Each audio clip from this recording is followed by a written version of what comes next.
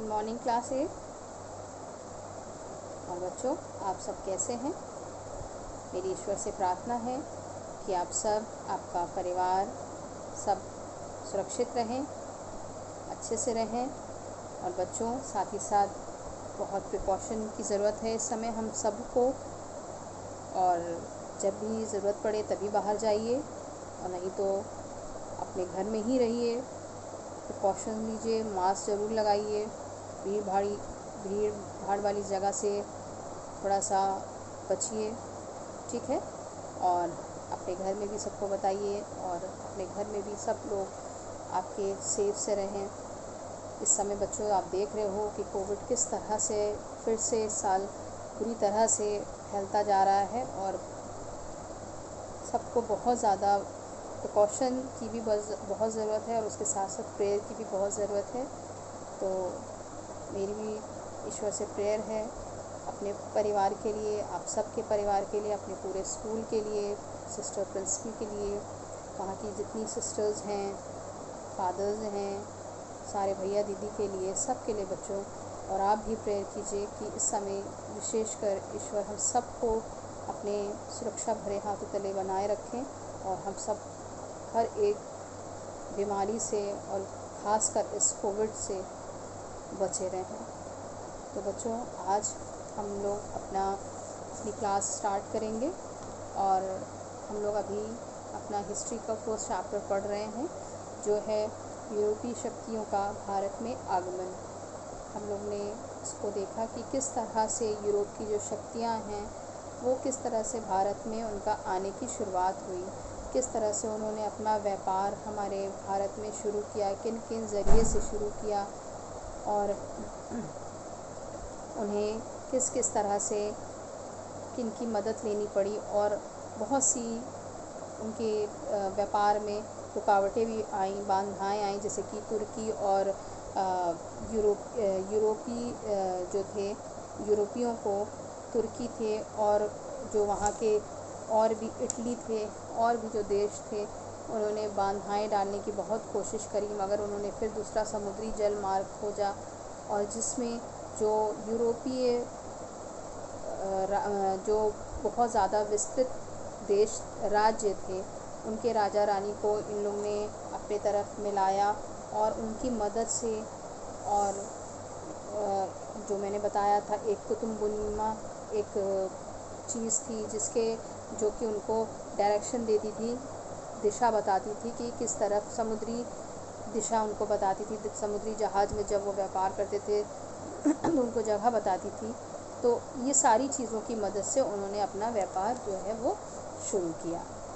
इसके बाद मैंने बताया था, भारत में जब यूरोप की व्यापार जब शुरू हो गया तो किस तरह से होड़ लग गई एकदम। उसके बाद व्यापार के लिए उन्होंने शुरुआत तो कर दी, मगर अब व्यापार के साथ ही साथ उन्हें धन की ज़रूरत पड़ी, बड़े बड़े जहाज़ों की, जो कि यात्रा करने के लिए, अपने सामानों को भेजने के लिए बड़े बड़े जहाज़ों की ज़रूरत पड़ी, और जहाज़ को चलाने के लिए नाविकों की भी उन्हें बहुत ज़्यादा ज़रूरत पड़ी। इसलिए ये तीनों जो हैं वो इन लोग के लिए बहुत महत्वपूर्ण थे। इन साधनों को प्राप्त करने के लिए अमीर यूरोपीय व्यापारियों ने 17वीं शताब्दी की शुरुआत में ही एक व्यापारिक कंपनी की स्थापना कर दी थी। हाँ, उन लोग ने अब जब वो व्यापार करना शुरू कर दिए तो उन्हें धन की भी ज़रूरत पड़ रही है। मेन तो धन होता है, पैसे अगर नहीं है तो कोई भी व्यापार नहीं किया जा सकता है, ये आप सब जानते हैं। तो उन्होंने धन की उन्हें ज़रूरत थी, बड़े बड़े जहाज़ों की ज़रूरत थी। जहाज़ भी पैसों से ही खरीदे जाते हैं, और नाविक जो होते हैं वो भी जब अगर काम करेंगे तो वो अपने पैसों के लिए ही वो काम करेंगे। तो कुल मिला के उन्हें धन की बहुत ज़्यादा ज़रूरत थी। तो उसके लिए इन साधनों को प्राप्त करने के लिए, इन सारी चीज़ों को प्राप्त करने के लिए वहाँ के जो व्यापारी थे, यूरोपीय व्यापारी जो थे, जो अमीर जो लोग थे, उन लोग ने एक 7वीं शताब्दी में 1600 ईस्वी से लेकर 1670 ईस्वी तक के बीच में उन्होंने एक व्यापारिक कंपनी की शुरुआत कर दी थी। और इस व्यापारिक कंपनी का अर्थ होता था व्यापार में कई लोगों की हिस्सेदारी या एक दूसरे का शेयर करना। अब उन्होंने आपने इस चीज़ को सुना होगा कि किस तरह से शेयर करके या पार्टनरशिप पर भी बहुत से जो व्यापार हैं या बिज़नेस हैं वो किए जाते हैं। जब अगर किसी भी व्यक्ति के पास कम पैसा है और किसी और व्यक्ति के पास कुछ पैसा है, किसी और व्यक्ति के पास कुछ पैसा है, तो ऐसा किया जाता है, ये आज के समय में भी लोग करते हैं, पार्टनरशिप पर बिज़नेस करते हैं कि जिनके पास जो पूंजी होती है वो अपनी जो पूंजी, जैसे किसी के पास 10,000 है, किसी और व्यक्ति के पास 10,000 है और किसी और व्यक्ति के पास, अब 10,000 से अगर वो बिज़नेस कोई शुरू करना चाह रहे हैं तो उनका अगर वो बिज़नेस 10,000 से नहीं शुरू हो रहा है तो वो क्या करेंगे, वो तीनों मिल जाएंगे और अपना 10-10 हज़ार तीनों लगाकर 30,000, जो कि एक मोटी रकम उनके पास हो जाएगी, तो वो उस 30,000 को लगाकर वो बिज़नेस, वो व्यापार को शुरू करेंगे। अब वो व्यापार जब चलेगा तो उसमें जो भी मुनाफा होता है तो उसको क्या करा जाता है, बांट लिया जाता है। अपने जैसा जितना भी मुनाफा होगा वो 3 हिस्से में बढ़ जाएगा और तीनों को मिल जाता है। तो इससे उनको क्या होता है, उनकी ज़रूरतें भी पूरी हो जा रही हैं, उनको मुनाफा भी मिल रहा है और पार्टनरशिप पर उनका व्यापार चल भी जा रहा है। तो इसी तरह से जब उस समय जब व्यापार उन लोग कर रहे थे तो उन्हें धन की जब ज़रूरत पड़ी तो उनके पास उतना धन नहीं हो पाता था, तो जो अमीर व्यापारी होते थे उनसे उन लोग क्या करते थे, उन लोग पैसा कुछ लगाकर एक कंपनी की शुरुआत करते थे, व्यापारिक कंपनी, जिसका अर्थ होता था कि उसमें कई लोगों की हिस्सेदारी होती थी, जिसमें सभी हिस्सेदार अपनी जमा पूंजी जो होती थी वो उसमें लगाते थे और लगाई गई पूंजी के अनुसार व्यापार में जो भी लाभ होता था, जो भी प्रॉफिट होता था, मुनाफा होता था, वो क्या करते थे, आपस में बांट लिया करते थे। तो ये तो मैंने अभी आपको बताया, वही सेम चीज़ उस समय भी होता था कि जो भी उनके पास उनकी पूंजी होती थी वो उसमें लगा देते थे, उस कंपनी में लगा दिया। अब वो कंपनी जब चलने लग रही है, प्रॉफिट हो रहा है, तो उसमें से जितना भी कमा रहे हैं, प्रॉफिट हो रहा है, उनका मुनाफा हो रहा है, वो जो भी हिस्सेदार हैं उनको अलग अलग उनका मुनाफा जो है वो बांट दिया जाएगा।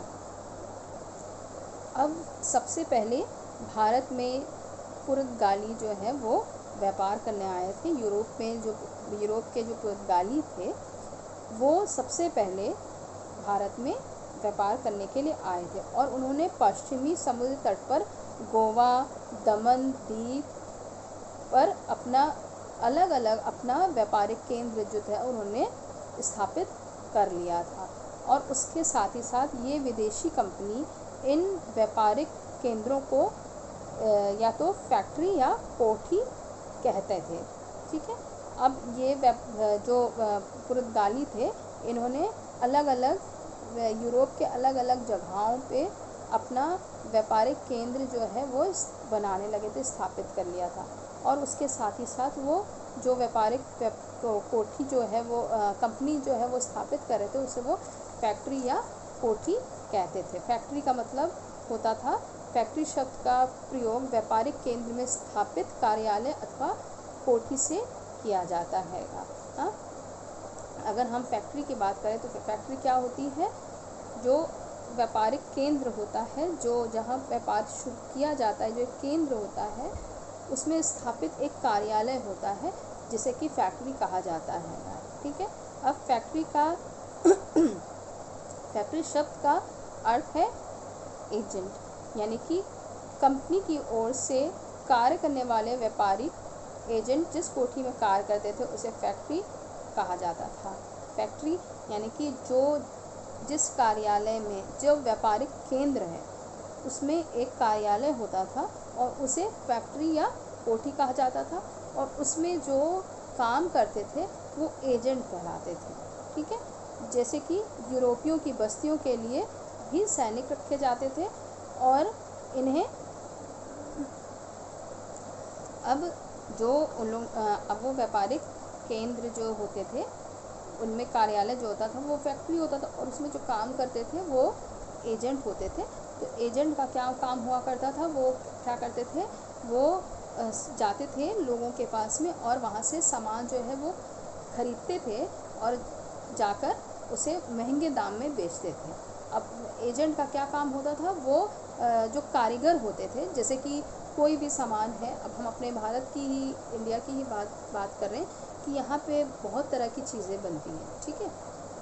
तो जो कारीगर होते थे, अब हम जब हम कारीगर के पास देखते हैं, जो भी सामान कारीगर जब बनाता है तो वो उसे कुछ और दाम में बेचता है, ठीक है, क्योंकि वो उसने उसको बना के तैयार कर दिया। फिर उसके बाद वो जब जो उसे खरीदते हैं, जो व्यापारी, वो उसमें और थोड़ा पैसा लगा के उसे और खूबसूरत बना देते हैं उस चीज़ों को। हाँ, अगर हम कपड़ों की ही बात करें तो कपड़े जो हैं वो सिंपल से सूती वस्त्र हो या कोई भी मटेरियल का कपड़ा होता है, वो कपड़ा जो है वो क्या किया जाता है, एक कपड़ा वो करके बेच दिया जाता है। जैसे आपने देखा है ना, पूरा उसमें रोल में रहता है कपड़ा, मीटर के उससे मिलता है। ये कपड़ा जो है फैक्ट्री में करके या कारीगर जिस तरह से भी उसको बनाते हैं, उसको करके दुकान में या जो भी खरीदार होते हैं उनको बेच दिया जाता है। फिर वो लोग क्या करते हैं, उसको बनाते हैं या उसमें बहुत सी चीज़ें, बहुत मतलब कुछ पैसे लगा के बहुत अच्छी अच्छी चीज़ें उसमें लगाते हैं और उसे वो दूसरे दाम में बेचते हैं, मतलब मुनाफा कमाते हैं। कोई भी चीज़ अगर आप 100 रुपये में वो ख़रीदते हैं और 50 रुपये की चीज़ें उसमें और लगा देते हैं ताकि वो चीज़ की कीमत और ज़्यादा बढ़ जाए और वो चीज़ और अट्रैक्टिव यानी कि और आकर्षित और सुंदर दिखने लग जाए, और उसके बाद उसको अगर वो 500 में बेचेंगे या 300 में बेचेंगे तब भी उनको 150 रुपये का प्रॉफिट, मुनाफा, फ़ायदा उनको होगा। तो इसी तरह से एजेंट क्या करते थे कि डायरेक्ट जो कारीगर होते थे वो उनसे सामान उठाते थे, उनसे वो सामान उठाते थे और उसमें वो थोड़ा सा अच्छा काम करके उसे वो उसके दुगने दाम में बेचते थे, जिससे कि उनको बहुत ज़्यादा मुनाफा होता था। इस तरह से व्यापार, जो यूरोप की जो कंपनी थी, व्यापारिक कंपनी, वो और भी ज़्यादा मुनाफे में होती चली गई और ज़्यादा उन लोग का व्यापार जो था वो और ज़्यादा ही फैलता चला गया, बढ़ता चला गया। समय के साथ पुर्तगाली नौसेना और किलों की ताकत अंग्रेज़, डच और फ्रांसीसी से कई मुकाबलों के कारण क्या होने लगी, अब इनकी जब इन जो लोग एजेंट बना रहे हैं, कंपनी खोल रहे हैं, बढ़ रहे हैं, तो वो ताकतवर हो रहे हैं और उनकी तुलना में दूसरे जो राज्य हैं, जो दूसरे देश हैं, वो कमज़ोर पड़ते जा रहे हैं। क्योंकि एक तो उनको मैंने बताया था कि जो अमीर व्यापारी होते थे तो उन्होंने कंपनी की शुरुआत करी, कंपनी से फैक्ट्री उन्होंने खोला, फिर एजेंट रखा, तो इस तरह से वो बढ़ते जा रहे हैं और वो मजबूत होते जा रहे हैं। मगर उन्हीं की तुलना में जो बहुत से ऐसे देश थे जिन्होंने, जिनके पास कोई तरह का साधन नहीं हुआ करता था, तो वो कमज़ोर होते जा रहे थे। कुछ समय बाद किसी एक का भारत के व्यापार पर अधिकार नहीं जम सका। मतलब इस तरह से इन लोग मतलब व्यापार शुरू तो कर दिया, कुछ लोग एकदम मजबूत होते जा रहे हैं, कुछ कमज़ोर हो रहे हैं, तो इस तरह से इनका व्यापार चलता चला गया।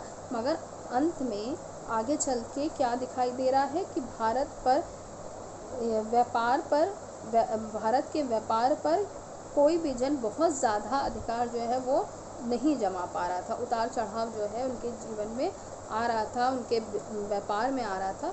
तो इस तरह से बहुत ज़्यादा वो लोग अपना अधिकार जो था, व्यापार जो था, वो भारत पे जमा नहीं पा रहे थे। अब विदेशी कंपनियों ने व्यापार के लाभ के लिए दाम दंड भेद के सारे तरीके जो है वो अपना दिए।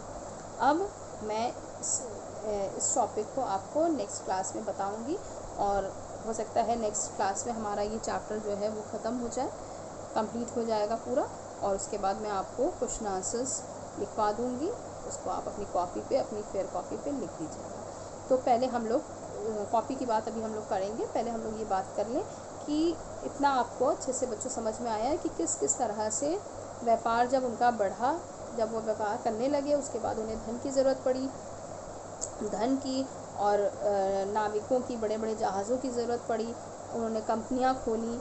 हाँ, कंपनी के बाद उन्होंने फैक्ट्री चलाई, फैक्ट्री में जो एजेंट थे वो उनको रखे गए।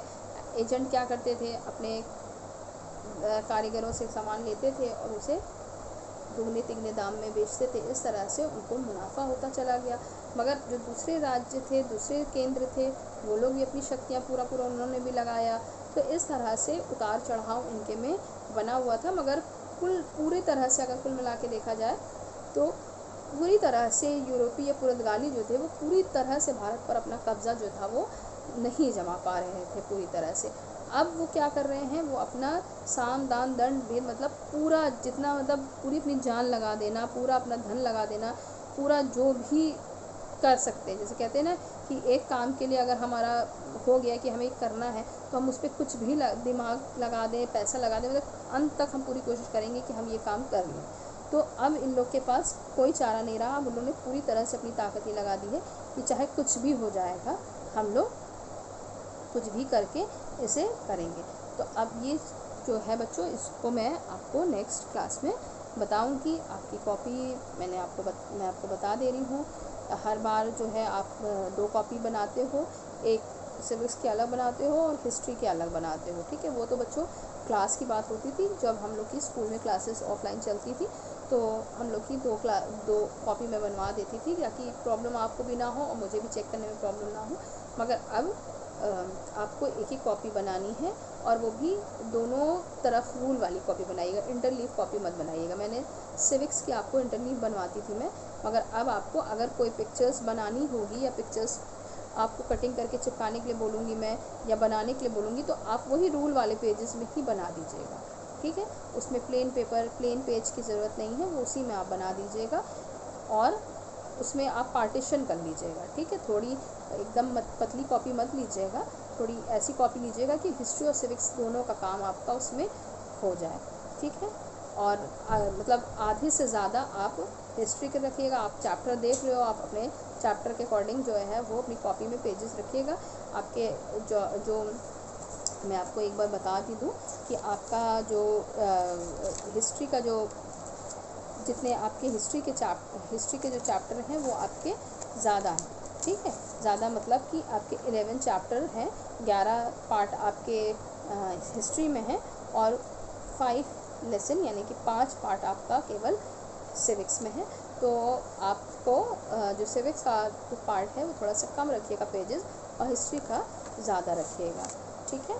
तो बच्चों कॉपी की तो मैं आपको नेक्स्ट क्लास में और अच्छे से बता भी दूँगी, और जो भी रिटर्न वर्क है, होमवर्क है, वो मैं आपको दे दूँगी, ठीक है बच्चों। और अभी के लिए इतना ही, जितना मैंने समझाया है एक बार और अच्छे से पढ़ लीजिएगा ताकि आपको अच्छे से समझ में आ जाए। बहुत जल्दी मैं बच्चों आपकी गूगल मीट भी लेने वाली हूँ 8A की, ठीक है। 8B और C की भी लिया जाएगा, तो उनकी जैसे कि JMS आपकी क्लास ले रही हैं तो वो JMS आपकी लेंगे। मैं 8A की क्लास उनसे किसी दिन गूगल मीट से मैं उनसे मिलूँगी, और उनसे मैं आप लोग से मैं पूछूंगी बच्चों कि आपको अच्छे से समझ में आ रहा है, या आपको कोई भी डाउट क्लियर करना है तो उस समय आपके लिए बहुत अच्छा मौका होगा कि आप उसको पूछ सकते हैं मुझसे, और मैं आपको सारी आपकी जो भी डाउट होंगे, जो भी चीज़ होगा, मैं आपको अच्छे से क्लियर कर दूँगी, ठीक है। तो एकदम परेशान मत होइएगा, कोई भी चीज़ है आप उसमें पूछ सकते हैं, और जल्द ही मैं आपको नोटिस दे दूँगी कि कब मैं आपकी गूगल मीट लूँगी, तो इस चीज़ के लिए तैयार रहिएगा, ठीक है बच्चों। तो अच्छे से रहिए, अपना ध्यान रखिए, अपने परिवार का ध्यान रखिए, और साथ ही साथ अपनी पढ़ाई भी अच्छे से करते रहिए, okay. Thank you so much, God bless you, have a nice day.